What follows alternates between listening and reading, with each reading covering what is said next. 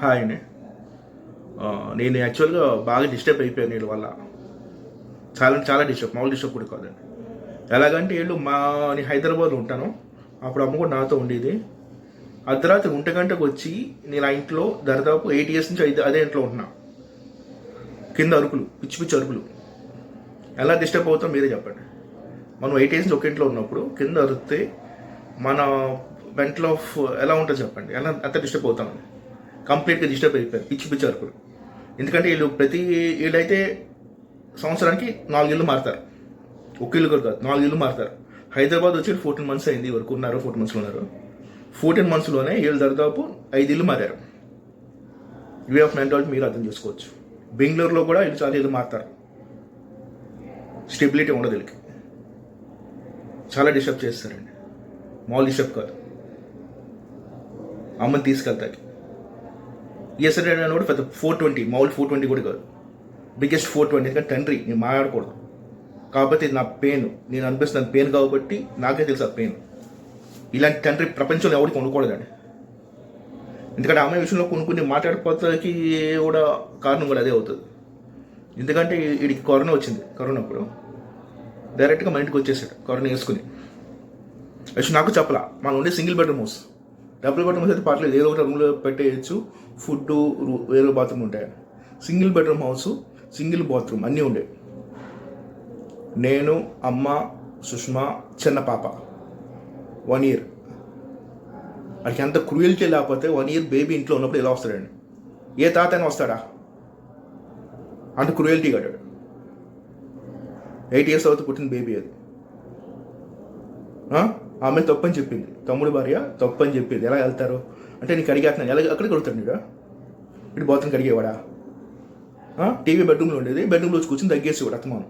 నాకు తేడా కొడుతుందని నేను అడిగాను, నాకు తేడా కొడుతుందని, నాకు కరోనా ఉందా అని అడిగితే నా మీద ఎగ్నిస్ట్కి వచ్చేవాడు. నేను చచ్చిపోవాలనుకుంటున్నావా, నాకు కరోనా రావాలని కోరుకుంటున్నావు అనేవాడు. నాకు అర్థమే కాల. ఇంతకర బాబు తలనే పని మూసుకుని కూర్చున్నా. తర్వాత అర్థమైంది ఇదన్నా.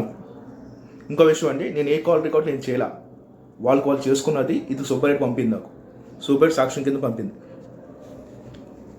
ఆ అమ్మాయిని కూడా వాళ్ళు కొట్టి రాయించుకున్నారని అడిగి చెప్పాడు, సుబ్బారెడ్డి చెప్పాడంట. ఆ అమ్మాయి 6 crores పెట్టినని చెప్తుంది, పెట్టలేదో పెట్టకుండా చెప్పానని చెప్తుంది అని ఆడు సుబ్బారెడ్డి చెప్పాడు. ఇది ప్రతి ప్రూఫ్ నేను పెడతా, ఇది సాక్ష్యంతో పెడతా. నేను రికార్డ్ చేసినవి కాదండి, నిజంగా చెప్తున్నా, సుబ్బారెడ్డి చేసినవి. ఎందుకంటే దీంట్లో నో కాన్వర్సేషన్ ఎక్కడ లేదు, ఆల్ కాన్వర్సేషన్ ఉంది. The recorded.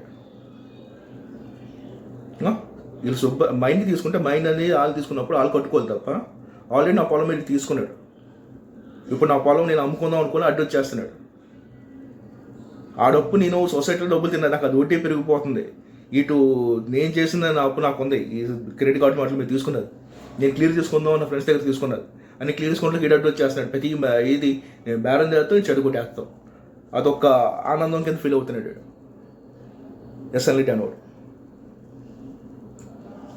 నేను నా భార్య కలుస్తాం కూడా ఏడ్చేస్తాడు. నా భార్య నుంచి దగ్గర కూడా నాకు నెగిటివ్ చెప్పేవాడు ఆత్మ. ఇది అలాంటిది ఎలాంటిది చూసుకోవాలి, అది ఇదని చెప్పేవాడు. అది చాలా మంచిది. నాకు అలాంటి భార్య దొరుకుతూ నా అదృష్టం. నేను లక్కీ అవుతే నాకు భార్య దొరుకుతుంది, చాలా మంచిది. అమ్మ సెకండ్ టైం కేమో అప్పుడు కూడా టెస్ట్లో అప్పుడు ఒక అడిగి 1,30,000 దాకా ఇచ్చాను అమౌంట్. ఇది టెస్ట్లకి అని బిల్స్ పెడతాను, బిల్స్ వచ్చేస్తుంది, డబ్బులు రిటర్న్ ఇచ్చేస్తాను చెప్పాడు. అటు ఎలా అమ్మ నన్ను హాస్పిటల్ రావద్దని, నాకు టెన్షన్ వస్తుంది, పెడతాను రావద్దంటే డబ్బులు తీసుకుని వెళ్ళిపోయాడు. సుష్మా పుస్తలు తడి పెట్టా, ఇట్లా చెప్తున్నా, సుష్మా పుస్తలు తడి పెట్టే డబ్బులు ఇచ్చాను. కావాలంటే బ్యాంకులో చెక్ చేసుకోవచ్చు. నేను ముత్తూట్లో పెట్టిన బంగారం పుస్తలు తడి పెట్టిన తర్వాత ఇలా హాస్పిటల్కి వెళ్ళారు. అది కూడా క్రాస్ చెక్ చేసుకోవచ్చు. ఎస్ఎండి నాకు ఎప్పుడు నాకు రూపాయి ఇవ్వలా, తిరిగి అసలు నేనే ఇచ్చా. మైండ్ కూడా ఫస్ట్ పెట్టుబడి నాదే. ఆంధ్ర బ్యాంక్లో ఫస్ట్ సుష్మా గౌతమ్ తీసుకెళ్ళిపోయాడు. ఆంధ్ర బ్యాంక్లో పెట్టుకుని కోర్టు హీరింగ్ పెట్టాడు. ఎప్పుడు నాకు ఇచ్చిన పొలం కూడా ఈయన సొసైటీ డబ్బులు తిన్నాడు. ఆ సొసైటీ డబ్బులు కూడా అడిగితే నేను మైండ్కి పెట్టాను, హీరింగ్ పెట్టాను అని చెప్పాడు. మరి మైనర్ రాసినప్పుడు సొసైటీ దీన్ని క్లియర్ చేయాలా వద్దా? నెక్స్ట్ అప్పుల కోసం బంగారం మేము పెట్టాం, ఆ బంగారం ఇది ఇడిపించాలా ఇడిపించకూడదా?